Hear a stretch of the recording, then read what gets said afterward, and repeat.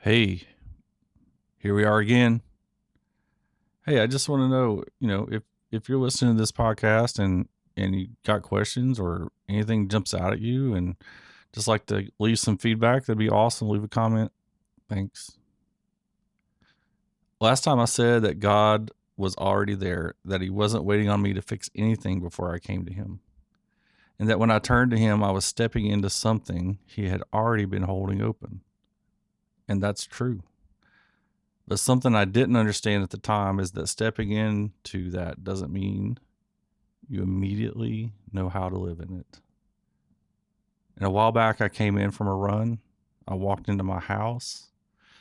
And as soon as I walked in, I caught a reflection in the mirror above my fireplace. And for a moment, I thought someone was in my house. Like something was off and I needed to deal with it. And my body reacted before I could even think. And everything in me tightened up and I was bracing myself for what was about to happen. And then I looked again and I realized it was me. And I just stood there. I knew it was my face, but it didn't connect. Like I was looking at someone I shouldn't recognize, but I didn't. And I stayed there trying to let it settle, waiting for something in me to catch up to what I was seeing. I didn't even recognize myself. That didn't happen right away because something had already changed, but I didn't know how to stand there at that version of myself yet. Because you can come to God, actually turn towards him and follow, stop holding parts of your life back, and still not feel settled. You're there, but you don't know how to be there yet. And you're not who you were anymore, but you're not comfortable just being who you are now.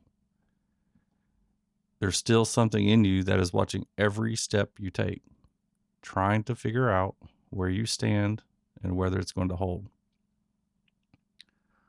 Paul wrote to the Galatians because they had already come into this and they were already sons and they started moving back into something else, trying to hold it together through effort and performance like they hadn't already been brought in. And he says to them in Galatians 4:7, you are no longer a slave, but a son. And if a son, then an heir through God. They were already sons and they weren't living from it.